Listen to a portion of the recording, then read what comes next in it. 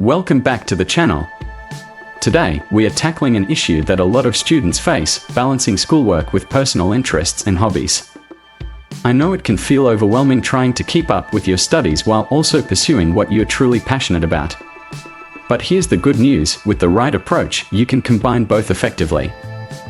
In this video, we'll explore how the school system shapes our thinking, how the behavior of other students can impact you, and, most importantly, strategies to balance your academic life with your interests. By the end, you'll have the tools you need to thrive in both areas. Let's get started. Let's start by talking about the traditional school system and its role in shaping students. Schools are designed to prepare us for the workforce, which sounds practical, right? But there's a major downside to this approach. The focus on creating workers rather than fostering independent thinkers may actually limit our potential for innovation and growth. The system places a heavy emphasis on compliance and adherence to a predetermined curriculum, often at the expense of creativity and critical thinking. Instead of encouraging us to explore ideas, question norms, or think outside the box, it teaches us to follow instructions and stick to the program. A quote that really sums this up comes from Sir Ken Robinson, who said, "Schools should be a place for dreams, not the burial ground for them." Unfortunately, too many students feel like school isn't nurturing their creativity or passions, it's simply training them to follow the system.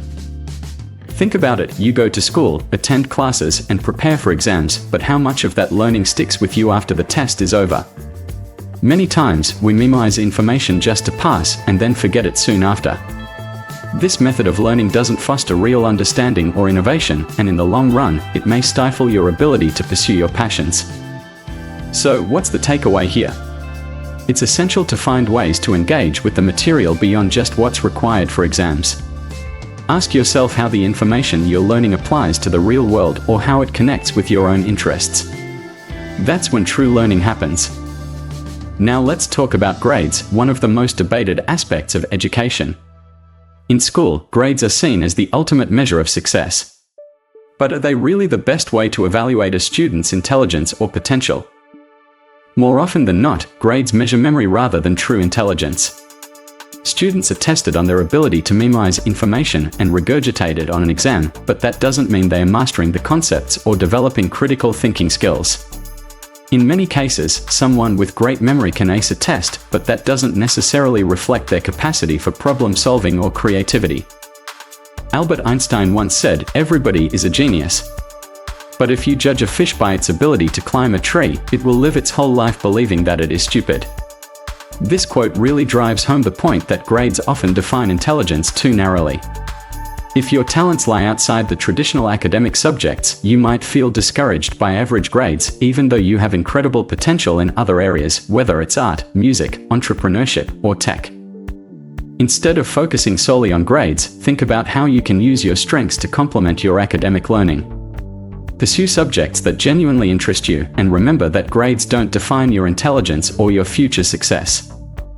Now let's shift gears and talk about something that often goes overlooked, the influence of other students on your academic journey. School is not just about what the teachers are saying, it's also about who you're surrounded by. The behavior of your peers can greatly impact your focus and drive. In many classrooms, you'll notice students who aren't paying attention. Maybe they are chatting, playing games on their phones, or just mentally checked out. This can make it hard for you to stay focused, even if you're trying your best to concentrate. It's easy to get swept up in distractions, especially if everyone around you seems disengaged. Beyond the classroom, there's also the social scene, parties, drinking, smoking. These behaviors can be destructive, and if you get caught up in them, it can take a toll on both your academic performance and your personal well-being. It's important to be aware of how your environment can either uplift or derail you. As Plato said, do not train children to learn by force and harshness, but direct them to it by what amuses their minds. In other words, school shouldn't just be about ticking off boxes and memorizing facts, it should be a place where you discover what truly excites you and what you're passionate about. So, surround yourself with people who inspire you, who share your values and ambitions. If you're passionate about something, find others who share that passion. A supportive network of friends can make a world of difference in staying motivated and achieving your goals. Now that we've touched on the challenges of the traditional education system and the distractions students often face, let's dive into specific strategies for balancing schoolwork with your personal interests.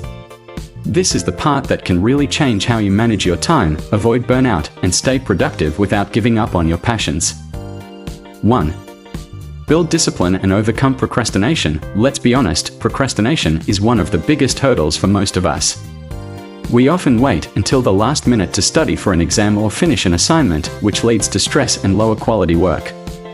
But here's a way to reframe procrastination: treat it as an opportunity to train your discipline.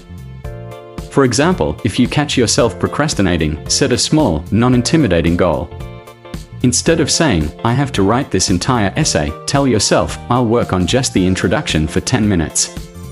Most of the time, getting started is the hardest part. Once you've begun, you're much more likely to keep going. This technique, breaking tasks into smaller, manageable chunks, is known as the Pomodoro technique. Work for 25 minutes, take a 5-minute break, and repeat. It turns big, overwhelming projects into bite-sized pieces, and you'll find yourself making progress without feeling exhausted. For example, let's say you have a passion for drawing, but you also need to study for a big history exam. You can study for 25 minutes, then spend the next 5 to 10 minutes sketching something quick as a mental break. This approach keeps your energy fresh while allowing you to work on both school and personal interests. 2. Use active learning for effective studying. Instead of just passively reviewing notes or rereading chapters, switch to active learning techniques. This is especially helpful when preparing for exams or projects. A great way to do this is through self-testing. Use flashcards, practice problems, or quizzes to engage with the material actively. Studies show that testing yourself, rather than simply reviewing, strengthens your ability to recall information later. For instance, let's say you're preparing for a math exam. Instead of just looking through the textbook and rereading formulas, grab a practice test or make flashcards of key concepts. By forcing yourself to apply the knowledge, you are more likely to retain it and perform better. This method can even be applied to creative subjects.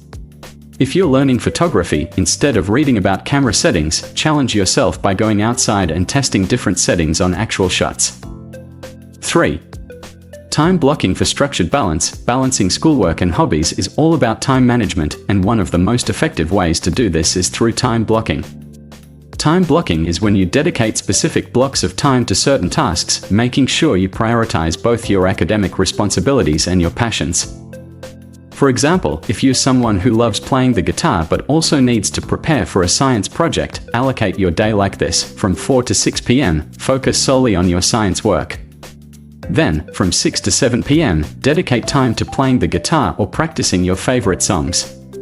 This way, you're not sacrificing one area for the other, you're building both your academic success and your creative skills at the same time. And don't just block time for studying, make sure to include breaks and personal activities. These breaks help to avoid burnout and give your mind a reset before you dive back into work. A good example might be spending 15 minutes stretching, walking outside, or even meditating in between study sessions. This helps you stay productive for longer periods. 4. Set achievable milestones and reward yourself. Let's face it, studying or working on a long-term project can feel overwhelming, especially when there's no immediate payoff. That's where setting small, achievable milestones can be a game changer. For example, if you're working on a 10-page research paper, break it down into smaller goals, aim to write 2 pages a day. After you've hit each milestone, give yourself a reward. This could be something simple, like watching an episode of your favorite TV show, enjoying a snack, or spending 20 minutes on a hobby you love. External motivators like these can help push you through those moments when you feel stuck or unmotivated. A personal example from my own experience: when I was working on my final project for a class, I told myself that once I completed the research section, I'd let myself have an hour of uninterrupted gaming time. This small reward gave me something to look forward to, making it easier to stay focused on the task at hand. 5. Leverage your interests to fuel academic success. One of the most powerful ways to combine schoolwork with your interests is by finding connections between the two.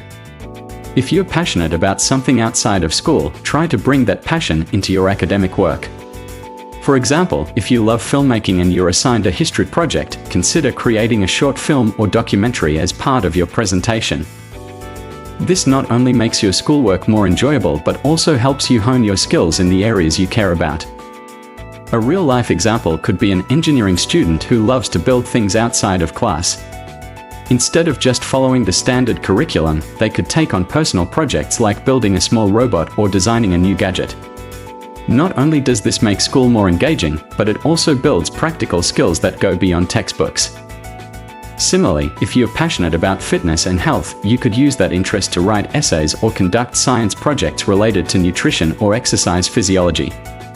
By integrating your passions into your schoolwork, you're not only excelling academically but also deepening your knowledge in areas that truly excite you. 6. Learn to say no when necessary. Lastly, remember that staying balanced sometimes means learning to say no. If you're being invited to every social event or constantly asked to join new extracurriculars, it's okay to decline when your plate is already full. Prioritizing your time effectively is a key part of success. Think of it like this: just as you wouldn't put too much weight on a shelf that's already loaded, don't overload yourself with commitments. When you know what's most important to you, whether it's school or your personal interests, focus your energy there. This doesn't mean you can't have fun or hang out with friends, but it's about finding a healthy balance. So to recap, we've discussed some powerful strategies to help you balance school and your personal interests, from building discipline and overcoming procrastination, to using active learning techniques, time blocking, and setting small milestones. We've also touched on how integrating your passions into schoolwork can make both more rewarding, and why learning to say no when necessary is crucial for staying on track. Remember, success isn't just about following the school system blindly, it's about pursuing your passions and using your education as a tool to grow. With the right balance, you can thrive both academically and personally. If you found this video helpful, make sure to give it a thumbs up and hit that subscribe button for more tips on productivity, motivation, and achieving your goals. And as always, I'd love to hear from you in the comments. What's one strategy you'll try to help balance your schoolwork with your hobbies? Thanks for watching, and I'll see you in the next video.